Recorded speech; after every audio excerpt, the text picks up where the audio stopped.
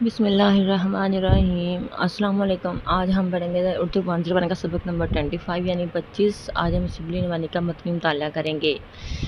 تو یہ والے لیکچر جو لینتھ بھی بہت زیادہ ہیں، اس میں آپ لوگوں نے نا مطلب ہم نے جو ہے نا مولانا روم کے بارے میں پڑھنا ہے، ٹھیک ہے، ان کی زندگی کے حالات و واقعات وغیرہ پڑھنے ہیں ہم نے۔ بہت زیادہ انٹرسٹنگ ہے، بس ایز اے اسٹوری آپ لوگوں نے سننا ہے، اور جو چیزیں یاد کرنے والی ہوں میں آپ کو بتاتی جاؤں گی۔ اور یہ فائنل ٹرم والے لیکچرز بہت زیادہ لمبے ہیں، اور وہ اسٹوڈنٹس جنہوں نے پہلے جو ہے وہ نہیں پڑھا، انہیں جو ہے وہ بالکل ٹائم پر جب پیپر نزدیک ہوتے ہیں تو وہ پڑھنا سٹارٹ کرتے ہیں، ان کے لیے یہ لیکچرز ریئلی ہیلپ فل ہیں۔ کیسے؟ کیونکہ جب اچانک سے وہ پڑھنا سٹارٹ کرتے ہیں نا، ہینڈ آؤٹس بھی وہ پڑھیں تو ہینڈ آؤٹس بھی کافی لینتھی ہیں کہ جو مطلب کہ پڑھنے بہت مشکل ہو جاتے ہیں، اور اگر پڑھو گے بھی تو جو ہے سر سے گزر جائے گا اس ٹینشن کی وجہ سے کہ پیپر نزدیک ہے۔ تو آپ لوگ جو ہے ایک بار لیکچر سنیں، اس کے بعد یہ جو ہائی لائٹ کیا ہے آپ لوگ اس کو ریڈ آؤٹ کر لیں، اور اگر جن اسٹوڈنٹس نے جو ہے پہلے سے ہی تیاری اسٹارٹ کر دی ہوئی ہے تو وہ جو ہے بس ایک بار لیکچر سنیں، اور اگر آپ لوگ ہینڈ آؤٹس نہیں ریڈ کرنا چاہتے تو پھر آپ لوگ ویڈیو کو دوسری بار پھر دوبارہ سے جو ہے وہ سن لو بس، اور جو چیزیں اس میں یاد کرنے والی ہیں ان کو اچھی طرح سے یاد کر لو، بس آپ لوگوں کی 100% پریپریشن ہو جائے گی انشاءاللہ۔ باقی ہم اسٹارٹ کرتے ہیں اپنا لیکچر، اور آپ لوگوں نے گھبرانا بالکل بھی نہیں ہے کیونکہ ہم اسے ایزی کر کے پڑھیں گے انشاءاللہ، اور ویڈیو کے انت تک ضرور دیکھیں گے، اور پلیز چینل کو سبسکرائب بھی کر دیا کریے، یہ آپ لوگوں کا فرض ہے۔ خیر ہم اسٹارٹ کرتے ہیں۔ مولانا روم کی سب سے معروف تخلیق جو ہے وہ مثنوی روم ہے۔ اس میں جو ہے یہ کتاب مولانا شبلی نعمانی نے جو ہے دو حصوں میں تقسیم کی ہے، ٹھیک ہے۔ ایک حصہ وہ جس میں وہ مولانا روم کے حالات و واقعات اور ان کے حسب و نسب، ان کے خاندان، ان کے سلسلہ تعلیم پر روشنی ڈالتے ہیں، اور ان کے اخلاق و عادات پر بات کرتے ہیں، اور اگلے حصے میں ان کی تصانیف کا تعارف کرواتے ہوئے علم الکلام کے حوالے سے بات کرتے ہیں۔ تو مثنوی روم جو ہے نا وہ یہ وہی مثنوی ہے جس نے مولانا روم کو دنیائے ادب میں بھی امر کیا۔ مولانا روم کی اخلاق و عادات کا جو ہے انتخاب کیا گیا ہے، ٹھیک ہے، جو ہم پڑھیں گے آگے جا کے۔ مولانا روم اور ان کی اخلاق و عادات یہاں سے آپ لوگوں نے سننا ہے، مطلب صحیح سے نا۔ چلیں اب ہم اسٹارٹ کرتے ہیں۔ مولانا جب تصوف کے دائرے میں نہیں آئے، ان کی زندگی علمانہ جو ہے جاہ و جلال کی شان رکھتی تھی۔ ان کی سواری جب نکلتی تھی تو علماء اور طلباء جو تھے نا بلکہ امراء کا ایک بڑا گروہ رکاب میں ہوتا تھا۔ مناظرہ اور مجادلہ جو علماء کا عام طریقہ تھا، یہ نا دینی جو تھے نا اس میں بہت زیادہ جو بحث مباحثہ ہوتا تھا، ٹھیک ہے۔ تو مولانا ہم ان کے معنی آگے جا کے پڑھیں گے۔ مولانا اس میں اوروں سے چند قدم آگے تھے، سلاطین اور امراء کے دربار سے بھی ان کو تعلق تھا، لیکن سلوک میں داخل ہونے کے ساتھ یہ حالت بدل گئی تھی۔ یہ امر مشتبہ ہے کہ ان کی صوفیانہ زندگی کس طریقے سے شروع ہوتی ہے، لیکن اس قدر مسلم ہے کہ وہ پہلے سید برہان الدین محقق کے مرید ہو چکے تھے۔ یہ آپ لوگوں نے اچھے سے یاد کرنا ہے کس کے، سید برہان الدین محقق کے۔ یہ ایم سی کیو آتا ہے، اور 9 برس تک، کتنے برس تک، اور 9-10 برس تک ان کی صحبت میں فکر کے مقامات طے کیے تھے۔ تو مناقب العارفین وغیرہ میں ان کے کشف و کرامات کے واقعات اسی زمانے میں شروع ہوتے ہیں جب وہ تحصیل علم کے لیے دمشق تشریف لے گئے تھے۔ کہاں؟ دمشق۔ تو مولانا کی صوفیانہ زندگی کی شمس تبریز کی ملاقات مولانا کی صوفیانہ زندگی جو ہے نا شمس تبریز کی ملاقات سے شروع ہوئی۔ تو درس و تدریس، افتاء اور افادہ کا سلسلہ ابھی جاری تھا، لیکن پچھلی زندگی کی محض ایک یادگار تھی، مطلب کہ اب وہ تصوف کے نشے میں سرشار ہو چکے تھے۔ تو ریاضت اور مجاہدہ حد سے زیادہ تھا۔ سپہ سالار برسوں ساتھ رہی، اس کا بیان ہے کہ میں نے ان کو کبھی شب خوابی کے لباس میں نہیں دیکھا، بچھونا اور تکیہ بالکل نہیں ہوتا تھا، قصداً لیٹتے نہ تھے، نیند غالب ہوتی تو بیٹھے بیٹھے سو جاتے تھے۔ اسماء کی مجلسوں میں مریدوں پر جب نیند غالب ہوتی تو ان کے لحاظ سے دیوار سے ٹیک لگا کر زانوں پر سر رکھ لیتے تاکہ وہ بے تکلف ہو کر سو جائیں۔ وہ لوگ پڑھ کر سو جاتے تھے تو خود اٹھ بیٹھتے اور ذکر و شغل میں مصروف ہوتے۔ روزہ اکثر رکھتے تھے۔ آج لوگوں کو مطلب آپ لوگوں کو یقین تو نہیں آئے گا، لیکن جو ہے وہ مولانا جو روزہ رکھتے تھے وہ کیسے رکھتے تھے کہ وہ متصل 10 20 دن کچھ نہ کھاتے تھے. نماز کا وقت آتا تو فوراً قبلے کی طرف مڑ جاتے اور چہرے کا رنگ بدل جاتا تھا. نماز میں نہایت استغراق ہوتا تھا، یعنی محو ہو جاتے تھے. سپہ سالار لکھتے ہیں کہ بارہا میں نے اپنی آنکھوں سے دیکھا کہ اول عشاء کے وقت جو ہے نیت باندھی اور 2 رکعتوں میں صبح ہو گئی. تو مزاج میں انتہا درجے کے زہد و قناعت تھی. تمام سلاطین و امراء نقدی اور ہر قسم کے تحائف بیچتے تھے، لیکن مولانا اپنے پاس کچھ نہیں رکھتے تھے. جو چیز آتی اسی طرح صلاح الدین زرکوب یا چلبی حسام الدین کے پاس بھجوا دیتے تھے. ان دونوں کے نام آپ لوگ نے اچھی طرح سے یاد کریں. کبھی کبھی ایسا اتفاق ہوتا ہے کہ گھر میں نہایت تنگی ہوتی اور مولانا کے صاحبزادے سلطان ولد اصرار کرتے تو کچھ لیتے. جس دن گھر میں کھانے کا سامان نہ ہوتا ہے بہت خوش ہوتے، فرماتے کہ آج ہمارے گھر میں درویشی کی بو آتی ہے. معمول تھا کہ ہم وقت منہ میں بلبلا رکھتے تھے.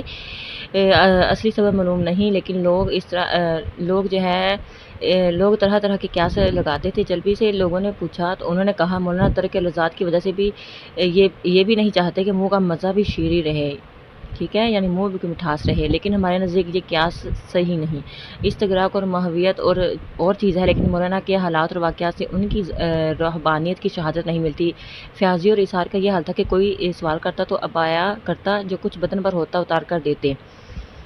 تو اسی لحاظ سے کرتا ابا کی طرح سامنے سے کھلا ہوتا تھا کہ اتارنے میں زحمت نہ ہو، یعنی آسانی سے اتارا جا سکے. باوجود عظمت و شان کے نہایت درجہ بے تکلف، متواضع اور خاکسار تھی. ایک دفعہ جاڑوں کے دن میں حسام الدین چلبی کے پاس گئے. چونکہ نا وقت ہو چکا تھا، دروازے سب بند تھے. وہیں ٹھہر گئے. برف گر گر کر سر پر جمتی تھی، لیکن خیال سے کہ لوگوں کو زحمت نہ ہو آواز دی نہ دروازہ کھٹکایا. صبح کو جو ہے بواب نے دروازہ کھولا تو حالت دیکھی. حسام الدین کو خبر کی. وہ آ کر پاؤں پر گر پڑے اور رونے لگے. مولانا نے گلے سے لگا لیا اور ان کی تسکین کی.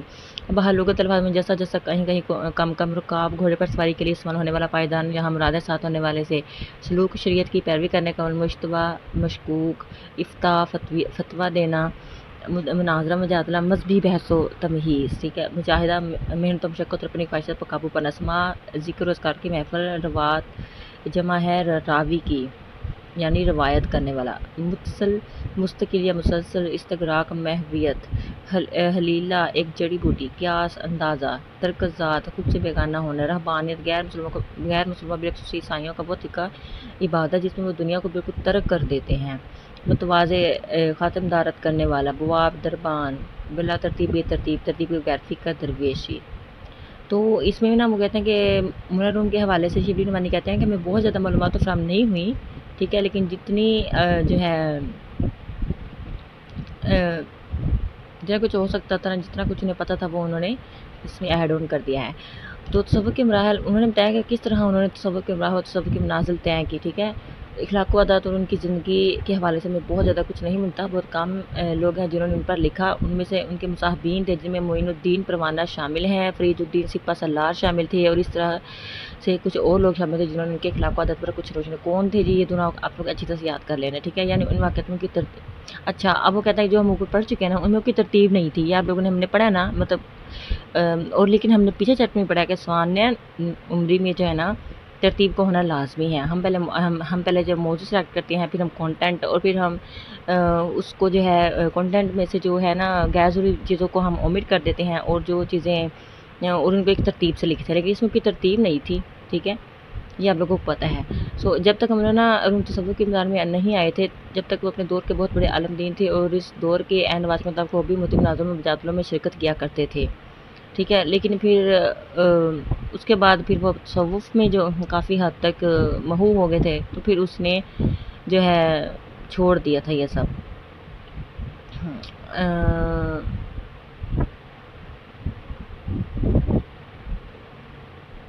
اور تصوف دراصل دین ہی کی، یہ اوپر میں یہ بھی تشریح ہے جو انہیں پڑھا ہے نا، یہ وہی بات ہے. تصوف دراصل دین ہی کی ایک صورت ہے، راستہ ہے کہ اسلام کا، اللہ تبارک تعالیٰ کے عرفان کا، ٹھیک ہے. وہ طریقہ جس میں انسان اپنی دنیا کو چھوڑ دیتا ہے، اپنے نفس کو سوت کر دیتا ہے، ٹھیک ہے. یعنی اپنے نفس کی پیروی نہیں کرتا ہے انسان، ٹھیک ہے. اور اپنی خودی کو زیادہ سے زیادہ محو کرتا ہے، اور یہ خودی ہے جو انسان کی انانیت ہے، جو اسے عرفان ذات سے دور رکھتی ہے۔ وہ لمحے کے وقت شعر نہیں ہے، خودی کو کر بلند اتنا، تو یہی بات ہے، رب اور انسان کے درمیان جو اللہ سے انسان کو دور رکھتا ہے۔ اگر انسان اپنی انانیت کو ترک کر دے، اگر فنا ہونے کا سبق سیکھے، تو انسان رب تعالیٰ کا عرفان حاصل کرے گا، ٹھیک ہے۔ تو وہ پھر مولانا روم جو تھے نا، وہ دنیا داری کو چھوڑ کر اور جو ہے وہ تصوف میں محو ہو گئے تھے۔ اچھا، یہ ساری تشریح تھی جو ہم نے اوپر پڑھا ہے نا، یہ ساری۔ اچھا، اب اقتباس ہے۔ ایک دفعہ بازار میں جا رہے تھے، یعنی یہ بھی ان کی جو ہے نا وہ ایک طرح کے واقعات ہیں، ٹھیک ہے۔ ایک دفعہ بازار میں جا رہے تھے، لڑکوں نے دیکھا تو ہاتھ چومنے کے لیے آگے بڑھے، آپ کھڑے ہو گئے، لڑکے ہر طرف سے آتے اور ہاتھ چومتے جاتے۔ مولانا بھی ان کی دلداری کے لیے ان کے ہاتھ چومتے۔ ایک لڑکا کسی کام میں مشغول تھا، اس نے کہا مولانا اور ٹھہر جائیے، میں کام سے فارغ ہو لوں۔ مولانا اس وقت تک وہیں کھڑے رہے، پھر لڑکا فارغ ہو کر آیا اور دوست بوسی کی عزت حاصل کی۔ ایک دفعہ سما کی مجلس اور اہل محفل اور خود مولانا پر وجد کی حالت آ رہی تھی۔ ایک شخص نے بے خودی کی حالت میں تڑپتا تو مولانا سے جا کر ٹکر کھاتا، یعنی ٹکرا جاتا تھا۔ چند دفعہ یہی اتفاق ہوا کہ لوگوں نے بزور اس کو مولانا سے ہٹا کر دور بٹھا دیا۔ آپ نے ناراض ہو کر فرمایا، شراب اس نے پی ہے اور بدمستی تم کرتے ہو، یعنی وہ تو اپنی دنیا میں مست ہے، اسے تو بھی پتہ ہی نہیں چلا کیونکہ نشے میں ہے نا وہ، تو آپ لوگ کیوں ہیں؟ کونیا میں گرم گرم پانی کا ایک چشمہ تھا، مولانا کبھی کبھی وہاں غسل کرنے جایا کرتے تھے۔ ایک دن وہاں کا قصد کیا، خدام پہلے ہی جا کر ایک خاص جگہ متعین کر آئے، لیکن قبل اس کے کہ مولانا پہنچے چند جزام میں پہنچ کر نہانے لگے۔ خدام نے ان کو ہٹانا چاہا، مولانا نے خدام کو ڈانٹا اور چشمے میں اسی جگہ سے پانی لے کر اپنے بدن پر ڈالنا شروع کیا جہاں خدام بھی نہا رہے تھے۔ ایک دفعہ معین الدین پروانہ کے گھر سما کی محفل تھی۔ کرجی خاتون نے شیرینی کے 2 طبق بھیجے، لوگ سما میں مشغول تھے۔ اتفاق سے ایک کتے نے آ کر طبق میں منہ ڈال دیا تو لوگوں نے کتے کو مارنا چاہا۔ مولانا نے فرمایا کہ اس کی بھوک تم لوگوں سے زیادہ تھی، اس نے کھایا تو اسی کا حق تھا۔ ایک دفعہ حمام میں گئے اور فوراً نکل آئے، لوگوں نے سب پوچھا، میں جو اندر گیا تو حمامی نے ایک شخص کو جو پہلے سے نہا رہا تھا میری خاطر سے ہٹانا چاہا، اس لیے میں باہر چلا آیا۔ مولانا جس زمانے میں دمشق میں علوم کی تحصیل میں مصروف تھے، ایک دن مولانا کے والد شیخ بہاؤالدین کا ذکر چھڑا۔ فقہا نے کہا کہ خواہ یہ شخص سلطان العلماء کہلاتا ہے اور اپنے آپ کو مقدس جتاتا ہے۔ مولانا چپکے جو ہے وہ سنا کہ یہ صحبت ختم ہونے کے بعد ایک شخص نے ان فقہا سے کہا کہ آپ لوگوں نے ایک شخص کے باپ کو اسی کے سامنے برا کہا۔ شیخ بہاؤالدین مولانا کے والد ہیں۔ فقہا نے مولانا سے جا کر معذرت کی۔ مولانا فرمایا، تمہیں معذرت کی ضرورت نہیں، میں بار خاطر ہونا نہیں چاہتا۔ ایک دفعہ مولانا کے زوجہ کرا خاتون نے اپنی لونڈی کو سزا دی، اتفاق سے مولانا بھی اسی وقت آ گئے۔ زوجہ کرا خاتون، ٹھیک ہے، یہ آپ ہم یاد رکھنا ہے۔ تو سخت ناراض ہو گئے، فرمایا کہ اگر وہ آقا ہوتی ہے تم لونڈی ہوتی تو تمہاری کیا حالت ہوتی، ٹھیک ہے۔ اور در حقیقت تمام آدمی ہمارے بھائی بہنیں ہیں، کوئی شخص خدا کے سوا کسی کا غلام نہیں۔ تو کرا خاتون نے اسی وقت اس کو آزاد کر دیا اور جب تک زندہ رہے غلاموں اور کنیزوں کو اپنا جیسا کھلاتی اور پہناتی رہیں۔ ایک دفعہ مریدوں کے ساتھ راہ میں جا رہے تھے، ایک تنگ گلی میں ایک کتا سر راہ سو رہا تھا، جس سے اس رسط جو ہے رک گیا تھا۔ مولانا وہیں رک گئے اور دیر تک کھڑے رہے۔ ادھر سے ایک شخص آ رہا تھا، اس نے کتے کو ہٹا دیا اور مولانا نہایت آزردہ ہوئے، فرمایا کہ ناحق اس کو تکلیف دی۔ ایک دفعہ 2 شخص سر راہ لڑ رہے تھے، ایک دوسرے کو گالیاں دے رہے تھے۔ ان میں سے ایک نے کہا کہ اول این تو ایک کہے گا تو 10 سنے گا۔ اتفاق سے مولانا کا ادھر سے گزر ہوا، آپ نے اس شخص سے فرمایا کہ بھائی جو کچھ کہنا ہے مجھ کو کہہ لو، مجھ کو اگر 1000 کہو گے تو ایک بھی نہ سنو گے۔ دونوں مولانا کے پاؤں پر گر پڑے اور آپس میں صلح کر لی۔ ایک دفعہ قلعے کی مسجد میں جمعہ کے دن جو ہے وعظ کی مجلس تھی، تمام امراء اور اصلاح حاضر تھے۔ مولانا نے قرآن مجید کے حقائق اور نکات بیان کرنے شروع کیے، ہر طرف سے بے اختیار واہ واہ اور سبحان اللہ کی صدائیں بلند ہوئی۔ اسی زمانے میں واعظ قطعی کیا تھا کہ قاری قرآن کی چند آیتیں پڑھتا تھا اور واعظ انہی آیتوں کی تفسیر بیان کرتا تھا۔ مجمع میں ایک فقیہ صاحب بھی تشریف رکھتے تھے، ان کو حسرت پیدا ہوا، بولے کہ آیتیں پہلے سے مقرر کر لی جاتی ہیں، ان کے متعلق بیان کرنا کون سی کمال کی بات ہے۔ مولانا نے ان کی طرف خطاب کر کے کہا، آپ کوئی سورت پڑھے، میں ان کی تفسیر بیان کرتا ہوں۔ انہوں نے والضحیٰ پڑھی۔ مولانا نے سورت کے حقائق اور لطائف بیان کرنے شروع کیے تو صرف والضحیٰ کے واؤ کے متعلق اس قدر، یعنی یہ والا جو واؤ ہے نا، اس کے متعلق اس قدر شر و بست سے بیان کیا کہ شام ہوگی۔ تمام مجلس پر ایک وجد کی حالت آ رہی تھی۔ فقیہ صاحب ایسے شرمسار ہوئے کہ کپڑے پھاڑ ڈالے اور مولانا کے قدموں میں گر پڑے۔ اس دل سے کہ مولانا نے پھر واعظ نہیں کیا، فرمایا فرمایا کرتے تھے جس قدر میری شہرت بڑھتی جاتی ہے میں بلا میں مبتلا ہو جاتا ہوں، لیکن کیا کروں، کچھ تدبیر بن نہیں پڑتی، اس کے یعنی اس کا کوئی حال نہیں میرے پاس۔ وجد بے خودی مستی سرمستی جزامی کوڑ کے مریض طبق تھال سلطان العلماء عالموں کا بادشاہ لائن جس پر لعنت کی جائے، اور دقائق دقیقہ کی جمع یعنی باریک نازک نکتے یا باتیں، شرح و بسط، تشریح و وضاحت، فقہا فقیہ کی جمع یعنی فقہ کا عالم، قانون دان، یعنی وہ یعنی صبر و استقلال کے کسی کو تکلیف میں نہیں دیکھنا چاہتے تھے مولانا روم جو تھے نا، اور خود تکلیف میں گوارا کر لیتے تھے۔ یہ تشریح ہے جو ہم نے پڑھا ہے، آگے کے پاس جہاں سے شروع ہوتا ہے، یعنی یہاں پر کہتے ہیں کہ رضائی الہی صرف مخلوق الہی کو ہی خوش کر کے ہو سکتی ہے۔ تو ایک دفعہ شیخ صدر الدین کونوی کی ملاقات کو گئے، شیخ نے بہت عظیم تکریم سے لیا اور اپنے سجادے پر بٹھایا، آپ ان کے سامنے دوزہ نو ہو کر مراقبے میں بیٹھے۔ حاضرین میں سے ایک درویش جس کا نام حاجی کا کاشی تھا، مولانا سے پوچھا کہ فکر کس کو کہتے ہیں؟ مولانا نے کچھ جواب نہ دیا، 3 دفعہ اس نے یہی سوال کیا، پھر مولانا پھر چپ رہے۔ جب اٹھ کر چلے آئے تو شیخ نے کاشی کی طرف مخاطب ہو کر کہا، بے ادب، یہ کیا سوال کا موقع تھا؟ چپ رہنے سے مولانا کا مقصد یہ تھا کہ الفقیر ازا عرف اللہ کا لسانہ، یعنی فکر جب خدا کو انسان پہچان لیتا ہے نا، جب انسان خدا کو پہچان لیتا ہے تو ان کی زبان بند ہو جاتی ہے۔ یہ مناقب العارفین کی روایت ہے۔ ممکن ہے کہ شیخ کا کیا صحیح ہو، لیکن ظاہر مولانا کے سکوت کی وجہ یہ تھی کہ وہ شیوخ، محدثین اور صوفیاء کے سامنے جواب میں تقدیم نہیں کرتے تھے۔ شیخ صدر الدین کا وہ اس قدر لحاظ کرتے تھے کہ ان کے ہوتے کبھی نماز نہیں پڑھا کرتے تھے۔ یہ آپ لوگوں کو نام اچھی طرح سے یاد کرنا ہے۔ ایک دفعہ مدرسہ طاہقہ میں مجمع تھا، شمس الدین ماروی مسند درس دے رہے تھے، قاضی سراج الدین اور شیخ صدر الدین دائیں بائیں تشریف رکھتے تھے، تمام امرا مشائخ اور علماء ترتیب سے بیٹھے ہوئے تھے۔ دفتر مولانا کسی طرف سے نکلے اور السلام علیکم کر کے فرش کے کنارے جہاں نقیب کھڑا ہوتا ہے بیٹھ گئے۔ دیکھ کر معین الدین پروانہ اور مجد الدین طابق اور دیگر امراء اپنی جگہ سے اٹھ کر مولانا کے پاس آ بیٹھے۔ قاضی سراج الدین بھی اٹھ کر آئے اور مولانا کے ہاتھ چوم کر بڑی خوش آمدی سے مسند کے قریب لے جا کر بٹھایا۔ شمس الدین مارونی نے بہت عذر خواہی کی اور کہا کہ ہم آپ سب کے غلام ہیں۔ سراج الدین کونوی بڑے رتبے کے فاضل تھے لیکن مولانا سے ملال رکھتے تھے۔ کسی نے ان سے کہا، مولانا کہتے ہیں کہ میں تہتر مذہبوں سے متفق ہوں۔ انہوں نے ایک مستعد شاگرد کو بھیجا کہ مولانا سے پوچھنا کہ واقعی آپ کا یہ قول ہے، اگر وہ اقرار کریں تو ان کی خبر لینا۔ اس نے بھرے مجمع میں مولانا سے سوال کیا، آپ نے کہا ہاں یہ میرا قول ہے۔ اس نے مغلظ گالیاں دینی شروع کی۔ مولانا نے ہنس کر فرمایا، جو آپ فرماتے ہیں میں اس سے بھی متفق ہوں۔ وہ شرمندہ ہو کر چلا گیا۔ یعنی کہ اسلام میں 73 فرقے ہیں، ٹھیک ہے، یہ بات تھی۔ تو معاش کا یہ طریقہ تھا کہ اوقاف کی مد سے 15 دینار ماہوار روزینہ مقرر تھا۔ چونکہ مولانا صفت خودی کو نہایت ناپسند کرتے تھے، اس لیے اس کے معاوضے میں فتوے لکھا کرتے تھے۔ مریدوں پر تاکید تھی کہ اگر کوئی فتوے لائے تو گو میں کسی حالت میں ہوں ضرور خبر کرو تاکہ یہ آمدنی مجھ پر حلال ہو۔ چنانچہ معمول تھا کہ عین وجد اور مستی کی حالت میں مرید قلم اور دوات ہاتھ میں لیے رہتے تھے۔ اس حالت میں کوئی فتویٰ آ جاتا تو لوگ مولانا سے عرض کرتے اور مولانا اسی وقت جواب لکھ دیتے تھے۔ ایک دفعہ اسی حالت میں ایک فتویٰ لکھا، شمس الدین مارونی نے اس فتویٰ کی تغلید کی۔ مولانا نے سنا تو کہا بھیجا کہ فلاں کتاب کے فلاں صفحے میں یہ مسئلہ موجود ہے۔ چنانچہ لوگوں نے تحقیق کی تو مولانا نے جو کہا تھا وہی نکلا۔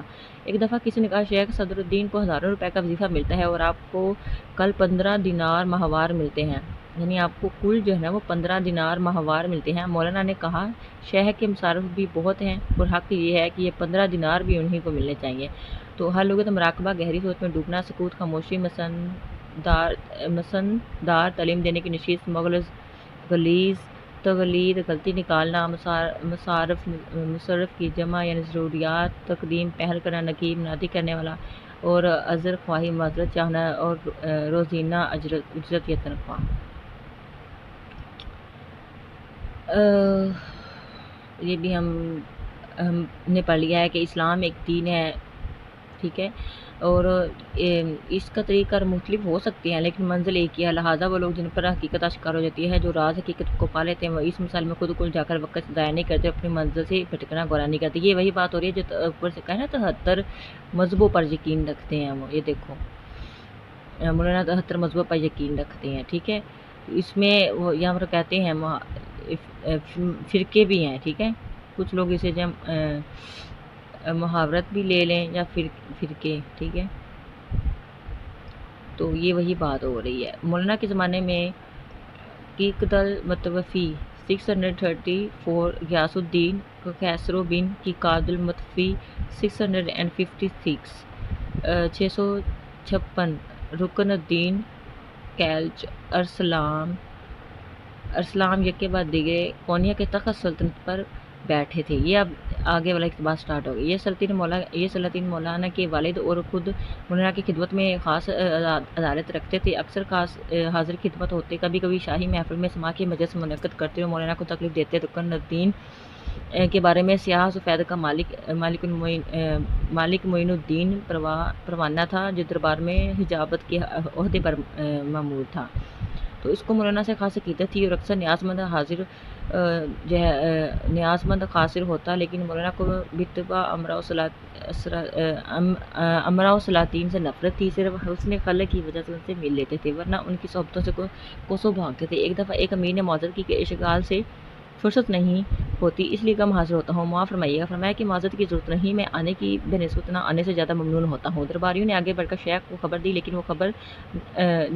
وہ خبر نہ ہو گئی۔ حسن مہمندی جو وزیر تھا، اس نے کہا کہ حضرت قرآن میں واطیعوا اللہ واطیعوا الرسول واولی الامر منکم آیا ہے، اور سلطان تو اولی الامر ہونے کے ساتھ عادل اور نیک سیرت بھی ہے۔ شیخ نے فرمایا کہ مجھ کو اب واطیعوا اللہ سے فرصت نہیں کہ واطیعوا الرسول میں مشغول ہوں، ٹھیک ہے، یعنی اللہ کی اطاعت، ٹھیک ہے، اور اولو الامر کا کیا ذکر ہے۔ معین الدین تمام امراء یہ حقائق سن کر رونے لگے اور اٹھ کر چلے آئے۔ مولانا پر اکثر استغراق و وجد اور محویت کی حالت طاری رہتی تھی، ایک بارگی اٹھ کھڑے ہوتے اور رقص کرنے لگے، کبھی کبھی چپکے کسی طرف نکل جاتے اور رفتہ غائب رہتے، لوگ ہر طرف ڈھونڈتے پھرتے، آخر کسی ویران میں پتہ لگتا، مرید خاص وہاں سے جا کر لاتے۔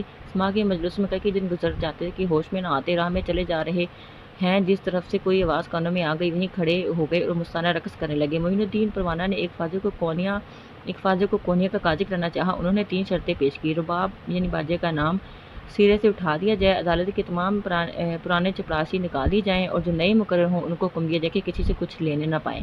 معین الدین نے شرطیں منظور کی، لیکن پھر پہلی شرط اس وجہ سے قبول نہ کی کہ خود مولانا رباب سنتے تھے، فاضل مذکور بھی ہٹ کے پورے تھے، قضا قبول کرنے سے انکار کر دیا۔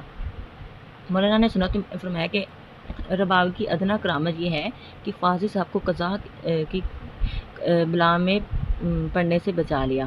الفاظ معنی باتباع مزاجن اولو امر واجب اطاعت اہل حکومت واطیعوا اللہ واطیعوا الرسول واولی الامر منکم، اور اطاعت کرو اللہ اور اس کے رسول کی اور ان کی جو تم میں امر والے ہیں۔ یک بارگی اچانک ہٹ جو ہے وہ ضد ادنیٰ معمولی ارادت عقیدت، اس قسم کے معاملات میں دنیا میں شوکت کے معاملات میں مولانا جو تھے دور بھاگتے تھے۔ تو یہاں پر معین الدین پروانہ ایک دفعہ ان سے ملنے گئے تو وہ چپ چاپ گئے اور نہ ملے، لیکن جب وہ ملنے گئے تو انہوں نے آواز کیا، انہوں نے کلام فرمایا، تو انہوں نے معین الدین پروانہ کے اس سوال کا جواب دے دیا کہ محمود غزنوی ایک مرتبہ ابو خرقانہ سے ملنے گیا، ابو خرقانہ نے ان سے ملنے سے انکار کر دیا، تو جو جواب خرقانی نے دیا اس کا حوالہ مولانا روم نے یہاں پر دیا کہ ابھی تو اللہ تعالیٰ کی اطاعت کے مرحلے کو پورا نہیں کر پایا، اور پھر بعد میں اچھا یہ وہی جو ہم نے اوپر پڑھا ہے۔ تو یہاں پر ہمارا لیکچر آج کا ختم ہوا۔ یہ لیکچر بہت زیادہ لینتھی ہو گیا آلریڈی، تو پلیز آپ لوگ ویڈیو کو لائک شیئر اور سبسکرائب ضرور کر دیجیے گا، اور باقی تھینک یو سو مچ، اللہ حافظ۔